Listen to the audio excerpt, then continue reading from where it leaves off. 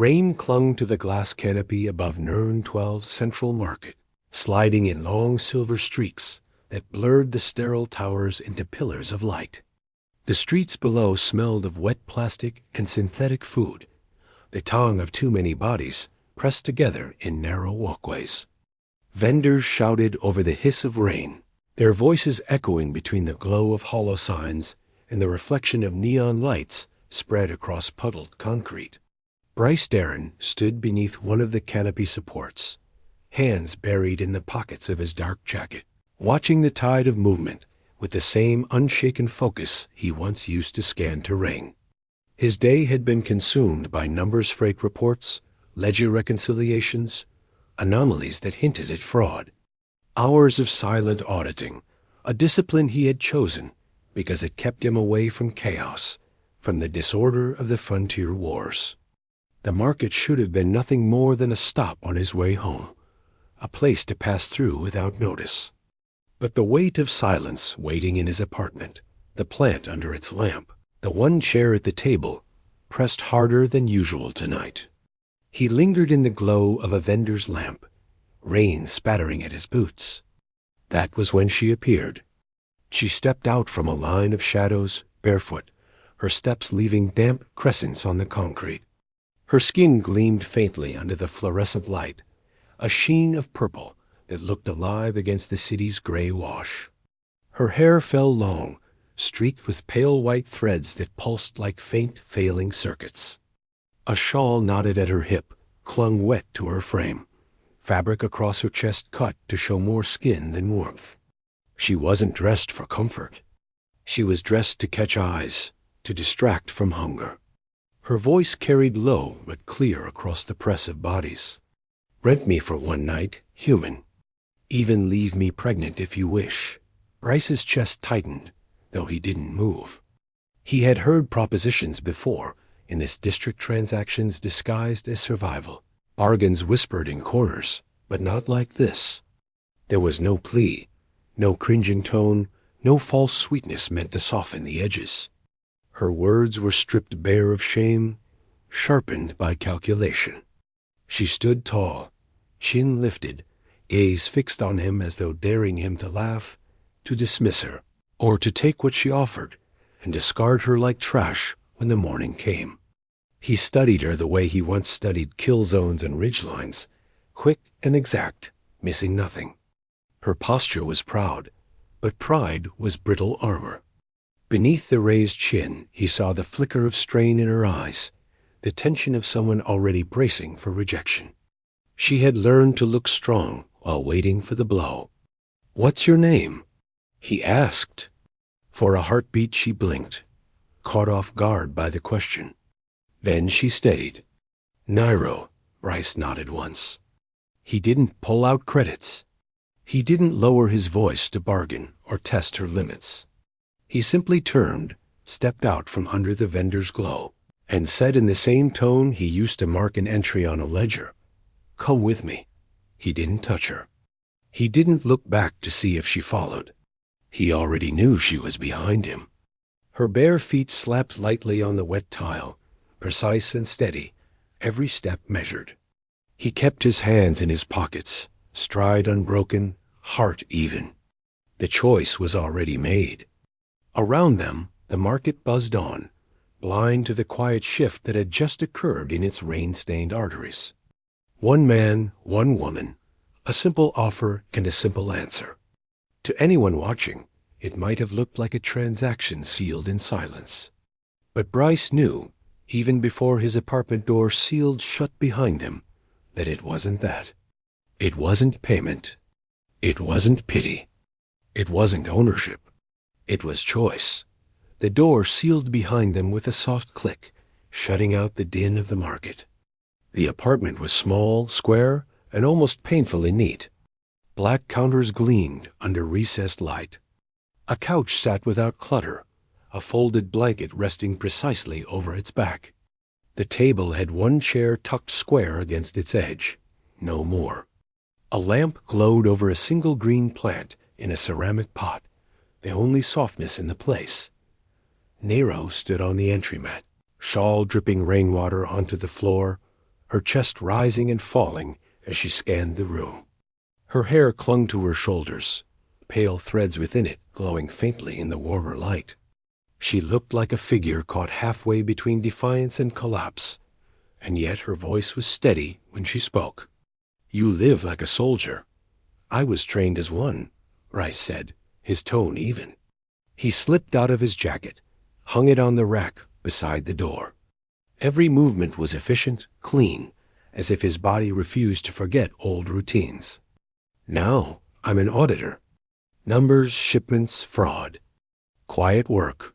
She gave a dry laugh. "And yet you brought me here." "That doesn't sound quiet." His eyes met hers, sharp but not unkind. "That wasn't order. That was choice." The words made her pulse hitch, though she hid it by tugging at the knot on her shawl. She expected him to take over, to strip it from her like every other man she had endured. Instead, he stepped closer, reached for the knot, and then stopped. His hand hovered, waiting. She let the silence stretch before giving a small, deliberate nod. The shawl slipped free, falling across the chair in silence. Her shoulders squared. She stood tall, refusing to let her nerves show. But the paint around her ankle betrayed her history, the faint trace of auction markings, still not fully scrubbed away. Bryce's gaze flicked to it once, sharp as a blade. He didn't ask, not yet. He only said, "Hungry?" Her throat worked. Later. She wanted to sound firm, but her eyes betrayed her, flicking toward the kitchen. "Thirsty?" "Yes." He poured Orvan water into a glass and held it out. She drank quickly, then slowed, her gaze never leaving his face. When she set the glass down, her fingers brushed his hand, lingering a fraction longer than needed. "You're not like the others." "Others?" "Men who don't ask names. Men who don't ask questions." "I don't waste words," Bryce said. "I only ask what matters." She tilted her head, measuring him again, pushing before being pushed. "Then be clear. Do you want me?" "Yes." "Why?" Her voice sharpened, testing. "Because it's you." Something flickered behind her eyes. A wall braced for years shifted, even if only an inch. She stepped closer, shoulders squared. "Then show me." Bryce reached out, brushing a damp strand of hair from her cheek. Her breath caught. He cupped the small of her back and drew her against him, not roughly, but firmly, steady. She tensed for a heartbeat, testing his grip, then relaxed when it didn't tighten into possession. Their mouths met with deliberate pressure. She kissed back hard, as if to see how much he would give. He held the line, meeting her force without collapsing, steadiness without indifference. "Tell me no. If you want to stop," he murmured. Her eyes narrowed, not in anger, but in a flash of disbelief. "I don't want to stop." The bedroom drew them because the wall was too close. Neon bled through the blinds, cutting stripes of blue across her skin, white across his jaw. He undressed quickly, every motion exact, as though discarding armor rather than clothing. She studied him for hesitation and found none. For the first time in months, she allowed herself to breathe without bracing for rejection. Their bodies pressed together, testing, adjusting, until hunger burned away caution. She pulled him down with both hands tangled in his hair, and he answered with controlled force, his steadiness wrapping around her like a shield. The rhythm of rain against the window merged with their breathing, with the low hum of the heater, with the muted sound of shifting sheets. She whispered his name once, tasting it like a promise. He answered with hers, not like a man calling property, but like a vow. And when it ended, when her head rested on his chest and her heartbeat still raced, she waited for the inevitable. The dismissal. The command to leave. But Bryce only reached for the water glass, held it to her lips, and asked softly, "You all right?" Her throat tightened. No one had ever asked her that. She swallowed the water and tucked herself under his arm, closing her eyes to the steady rhythm of his breathing. For the first time in weeks, maybe months, she let herself sleep without fear of the next hour. Bryce stayed awake longer, watching the neon crawl across the ceiling. His life had been measured, ordered, predictable. But tonight, order had been broken. And he realized he didn't regret it. Dawn crept across Nervan 12 like a dimmer switch, bleeding sterile white light through the slats of Bryce's blinds. The glow cut thin stripes across the bed, bright on the sheets, pale against Nairo's skin where her hair spilled over her shoulder. Threads of faint light pulsed inside it, steadier than the night before, as if even her body hadn't expected to rest. Bryce lay on his side, breathing even, eyes open. He studied her without moving, his face calm, but his chest tighter than he admitted. He had expected her to slip away before first light, vanish like smoke back into the rain-choked city. Instead, she was still there, curled against his pillow, her features softened in sleep. When she stirred, lashes flicking open, the tension returned at once. Her jaw tightened, her expression shuddered. She expected rejection. He could see it in the way her body braced, in the silence that pressed before words. She was ready to hear the order, get dressed, leave quietly. But Bryce only asked, steady as if the question was obvious. Hungry? The shield cracked. Confusion flashed, then the faintest nod. Yes. He swung his legs out of bed, pulled on trousers with soldier-like efficiency, and crossed to the kitchen without another glance at her shawl draped over the chair. He didn't tell her to cover herself. He didn't tell her to stay hidden. That detail unsettled her more than commands would have. The hiss of water filled the silence as he set a pot to boil. He cut varan root into coins with quick, exact strokes, dropping them into the pan where steam curled upward. The smell of earth and starch replaced the sterile tang of scrubbed air. Nairo slipped from bed slowly, testing the room like unfamiliar terrain. The floor was cold on her bare feet. She pulled his shirt from the chair and slid it over her head. It was loose, hanging to her thighs, the sleeves brushing her hands. She caught her reflection in the dark glass of the wall panel, an alien woman in a human shirt, hair tangled, face raw from sleep. Something about the sight made her throat tighten. She pushed the feeling away and walked into the kitchen. You live like a soldier, she said again, her tone sharp but curious. I was trained as one. Years back. He didn't look up from the pan. Now I'm an auditor. Trade routes, numbers, fraud checks, quiet work. Why leave the frontier? Because war makes order impossible, he said simply. And I need order. She leaned against the counter, folding her arms. And yet you brought me here. That wasn't order. His eyes lifted, steady. No, that was choice. Her pulse jumped. She thought of every time she'd been chosen before, by men, by traders, by buyers, but always as property, always as something temporary. This felt different, more dangerous for it. He plated the food and set it on the table. She hesitated, then sat. The varan root was soft, flavored with crushed lawn berries. Simple, filling. She spooned a bite, tasted it, and swallowed hard. You cook. I eat. Cooking is required for that. A breath of humor crossed his face. The dryness pulled a laugh from her before she could stop it. She dropped her gaze to the bowl quickly, hiding her mouth. Silence stretched. He broke it without warning. Why were you in the market? His voice was calm, precise. Not the surface reason. The real one. Her spoon stilled. She thought about lying, but his voice left no space for performance. Because no one hires women like me.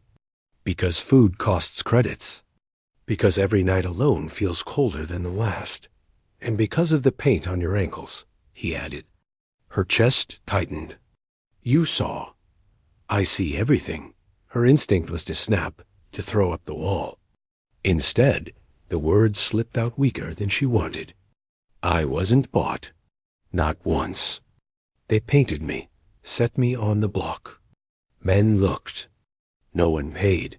His jaw shifted, not with disgust, not with pity, but something that looked like anger caged tight. Then they're blind. The words struck harder than she expected. She blinked fast, setting down her spoon so her hands wouldn't shake. You talk like everything is fact. It is. I don't waste words. When breakfast was finished, she carried her bowl to the sink and rinsed it without being asked. She placed it in the rack beside his single mug. She noticed then no second cup, no second chair, no trace of anyone else in his life. The realization pressed against her chest. What happens now? She asked, her voice tight. Do I leave when you go to work? Or do you want me gone before? Bryce stepped closer, his height filling the space. His tone stayed calm, steady. You can stay. Lock the door from inside. Closet has clothes that'll fit.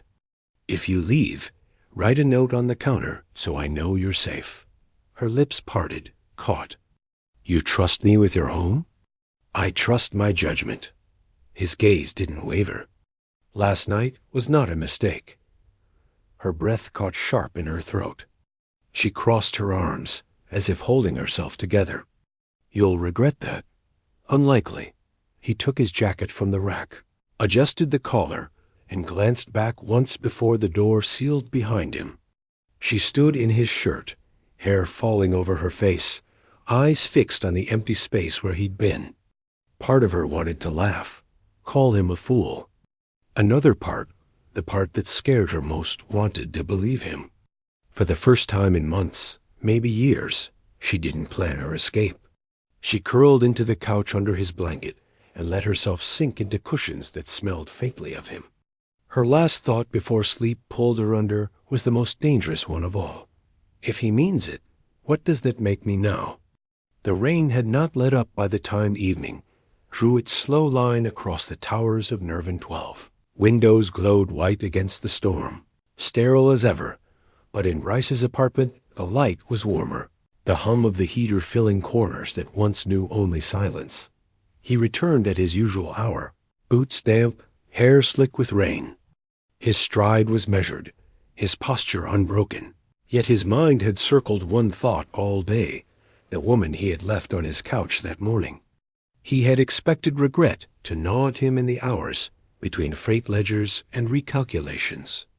It hadn't. The weight pressing against him now wasn't doubt, but the question of what she would decide when he walked through the door.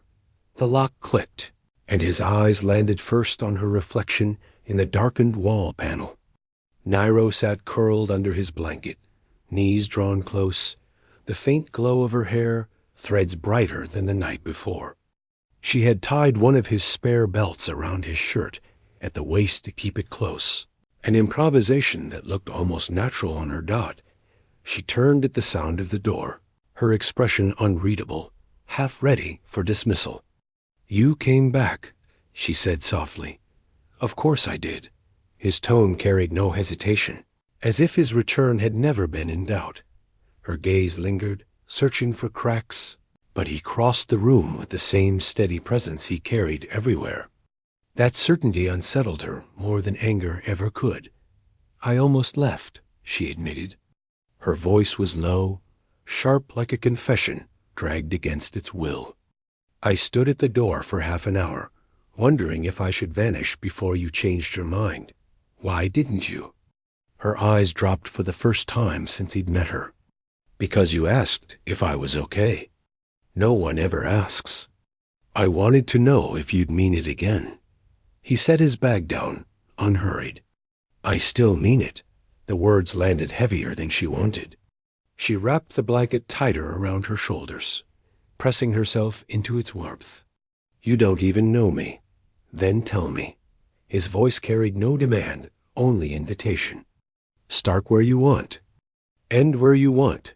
She leaned back, measuring him. For a long moment she said nothing, Then the words came halting, but real. My mother was Zaire. My father Alan. Too much of one, not enough of the other. Work dried up. Family vanished.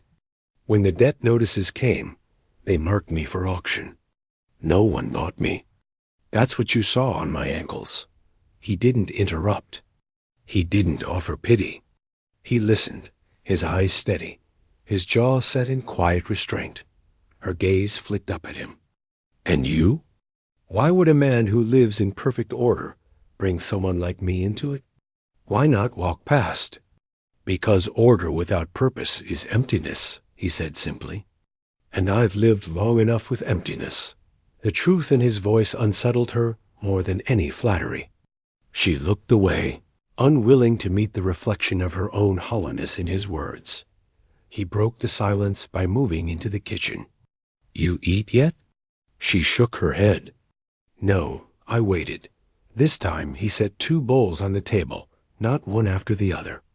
They ate across from each other, posture straight, silence settling like a third presence between them. Nairo's spoon paused halfway through. Why did you really take me home? She asked. Not the simple answer. The truth. Bryce met her eyes.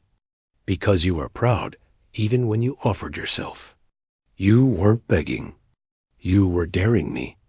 I respected that. Her mouth opened, then closed. Respect was not a currency she had ever been paid in. She finished her meal without speaking. Later, when the bowls were washed and the quiet returned, she found herself drifting closer to where he stood near the window. The city lights carved lines across the rain-streaked glass. She stopped at his side, barefoot, the blanket trailing behind her. If I stay another night, she said carefully, what am I to you when the morning comes? He didn't turn. His eyes stayed on the city. His voice was steady, not temporary. Her throat tightened. She wanted to argue, to call it a lie, but the calm in his tone left no room. She leaned her shoulder against his arm, light as a whisper. Bryce glanced down, placed his hand over hers, a small gesture, but one that said more than any contract. The storm outside pressed harder against the glass, but inside, something had shifted. For the first time, Naro allowed herself to imagine that maybe this wasn't just survival. Maybe she could stay. The following days slipped into a rhythm that felt almost alien to Naro. Mornings began with the sharp scent of furlinseed coffee drifting from Bryce's kitchen, the hiss of water over varan root, the quiet order of a man who moved with the same precision, whether cooking or folding his jacket onto its hook. Evenings ended with the lock clicking, the door sliding open, and his presence filling the small apartment again without fail. She had never known consistency. Every part of her life before had been measured in survival, by meals begged or bartered, nights endured alone, hours spent waiting for the next rejection. Now each repetition of Bryce's return unsettled her more than absence ever would. She didn't know how to live without suspicion. One evening, Bryce suggested they walk together to the market. Naro hesitated, dread prickling at her chest. Being seen beside him meant eyes. It meant whispers. But when he held out his hand, steady and expectant, she found herself taking it. The market was crowded, rain dripping from the canopy above. Vendors barked prices. Neon bled into puddles, the air ripe with spice and synthetic oil. People's gazes flicked toward them and lingered. A human auditor in his disciplined stride. A barefoot alien woman in a man's shirt tied at the waist with a borrowed belt. Their judgment pressed like cold fingers against her skin. They're staring, she muttered, pulling the shirt tighter. Let them, Bryce said, his voice even. We're not breaking any law. That doesn't mean they accept it. I don't. Live for their acceptance. His words built a shield around her, but the stares still cut. Her shoulders grew tighter with every step, until the crowd funneled them toward a line of stalls, bright with challah prices. At the varan root stand, A vendor shoved a bag across the counter, his eyes flicking to narrow. A smirk tugged at his lips. "Pretty thing you've got there," he said under his breath, but loud enough to carry. "Must be temporary." The word struck like a lash. Heat surged up her neck. She stiffened, wanting to disappear, to run, to scream. The shame hit harder, because it was familiar, because she had heard it before from men who treated her body as nothing more than a knight's. Distraction. Bryce's head turned sharply. His voice cut cold, steady as steel. "No, she isn't," the vendor faltered, startled by the quiet authority in his tone. Bryce didn't raise his voice. He didn't need to. The weight behind the words was absolute. The vendor muttered something and looked away, shoving the bag into Bryce's hand. Nairo's hands trembled. Her ears burned with the echo of that word temporary still bouncing inside her skull. But Bryce's grip closed around her hand, firm and certain, guiding her out of the press of the market until they reached a quieter corner. "You hear them?" he asked. "Yes," she whispered. Her voice cracked. "And they're right. I've always been temporary." He turned her to face him, eyes sharp, posture unyielding. "Not here. Not with me." She shook her head, her chest tight with fear. "You can't promise that." "I already did." She searched his expression, desperate for a crack, for hesitation, for the moment when the lie would surface. There was none. Only the same calm certainty she had seen since the night he'd brought her home. Her throat burned. Pride battled with longing, the need to protect herself against the ache of believing. She wanted to fight his words, but her body betrayed her, leaning into the steadiness he offered. That night, back in the apartment, she collapsed onto the couch, blanket wrapped tight, shaking from the weight of the day. Bryce sat beside her, close but not crowding, his presence filling the silence with quiet assurance. "Say it again," she whispered, her voice barely audible over the rain tapping the glass. "You're not temporary," he said. His hand rested on her back, steady and unyielding. And this time, Nero let the tears fall, no longer able to hold them back. For the first time, she cried not from fear, but from the fragile hope that maybe he meant every word. The registrar's office was as sterile as the towers that loomed above it, white light spilling across polished glass, air scrubbed to the point of feeling thin. Rows of terminals lined the hall, each manned by clerks in pale uniforms who barely looked up from their screens. The sound of rain outside was muted here, replaced by the hum of filters and the shuffle of boots against immaculate floors. Nairo stood at Bryce's side, her shawl pulled tight around her shoulders. Every instinct screamed at her to turn, to vanish before someone asked the wrong question. Her chest burned with the memory of auction paint on her ankle, of being marked as disposable. The walls here felt heavier than any market stall. These were the people who wrote names down, or erased them. Bryce didn't waver. He approached the counter with his measured stride, datapad already in hand. His voice was calm, official, the same tone he used to record discrepancies in freight ledgers. "Add a resident to my file. Name, Nero." The clerk barely glanced at her. Fingers tapped across the console, light flashing on the screen. "Relationship status?" Bryce's answer came without pause. "Permanent." The word hit Nero harder than any touch. She gripped the edge of her shawl tighter, fighting to keep her breath even.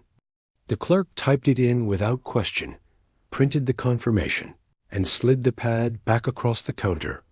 "There," the clerk said flatly. "Registered. It was done." No ceremony, no speech, just letters glowing on a panel.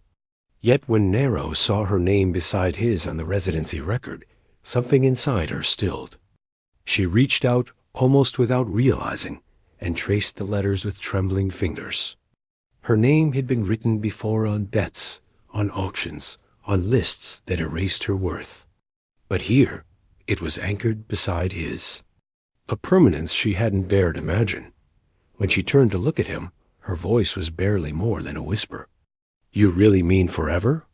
"Yes." He didn't hesitate. Back in the apartment, the difference was small, but she felt it in every corner. A second cup appeared beside his mug on the rack. A silver bowl on the table filled with lawnberries, the bright skins catching the lamplight. Her shawl no longer hung crumpled on the chair, but folded by the door, less armor now than decoration. These weren't gestures of pity. They were signs of permanence, woven quietly into his ordered life. Nero began to laugh, sudden and unguarded, at small things, a crooked slice of varan root, the bitter face he made after sipping coffee too hot, the way his jaw shifted when he read freight ledgers aloud. The sound startled even her, but Bryce never flinched. He only listened, as if laughter had always belonged in the room. Their intimacy changed too. No longer frantic, no longer edged with fear. They undressed one another slowly, memorizing rather than rushing, building something layer by layer. When she climbed into his lap, facing him, her forehead resting against his hands cupped her waist with steady warmth. They moved together in rhythm, deliberate, as if carving a promise into the silence. Afterwards, beneath the gray blanket, she turned her face toward him, amber eyes searching his steady gaze. "Say it again. Stay forever," Bryce whispered. Her lips curved into a real smile this time, unguarded, not laced with doubt. "I already am." The rain pressed against the glass as it always had, neon bleeding across the windowpane. But inside, the air felt different, warmer, heavier with something she hadn't believed in for years. Not survival, not transaction, permanence. And for the first time, she allowed herself to believe it might last. The storm outside had gathered into a steady percussion, rain hammering against the windows like an endless drum. Inside, the apartment glowed with the hum of the heater and the muted pulse of neon slipping through the blinds. Bryce sat on the couch, shoulders square, ledger pad set aside for once. Nero leaned into him, her head on his chest, one hand absent-mindedly tracing the scar near his collarbone.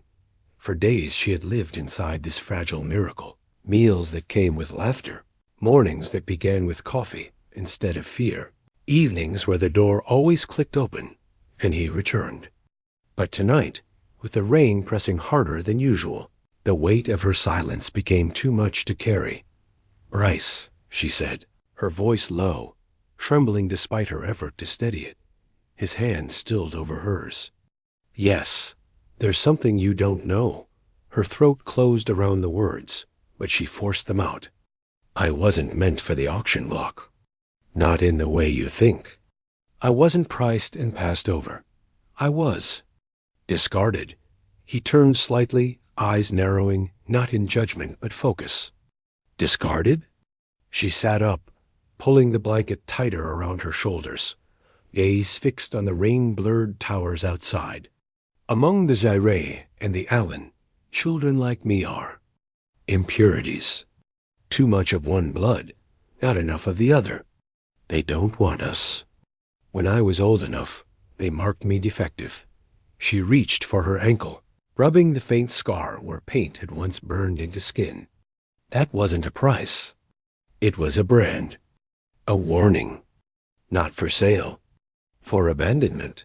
The words left her trembling, shoulders hunched as if she expected the air itself to strike her for saying them aloud.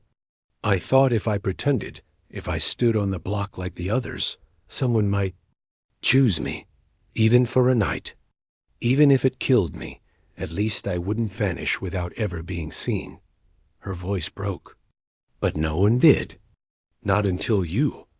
The silence that followed stretched long and heavy, the sound of rain filling the space between them. Nero kept her eyes on the glass, bracing for his disgust, for the dismissal she had always feared. Bryce rose, his movements deliberate, and stood in front of her. He didn't speak right away. He cupped her face with both hands, tilting her chin until her eyes met his. His gaze was steady, sharp as always, but softer now with something she couldn't name. "Then they were fools," he said. His voice was quiet, but the weight behind it was absolute. Her breath hitched. "You don't understand." "A mark like mine, I understand enough," he cut in, still calm, still unflinching. "You're not a mark. You're not defective. You're mine." He leaned closer, his forehead resting against hers, rain thrumming against the glass behind them. "Stay forever." Her throat tightened until she thought she couldn't breathe. For years, she had carried only the expectation of abandonment, of being nothing but a mistake etched into skin. And yet here he stood, steady as the rain, telling her she was more. The tears came before she could stop them. She pressed her forehead harder to his, her voice breaking on a whisper. "I already am." They stayed like that, the storm raging beyond the glass, the neon of Nervan 12 cutting bright lines across the floor. Inside, there was only the heat of their closeness, the steadiness of his hands, and the fragile, unshakable truth that permanence had been forged where neither of them had expected it. The world outside might still call her temporary, defective, disposable. But here, in Bryce Darren's ordered life, she was none of those things. Here she was chosen, forever.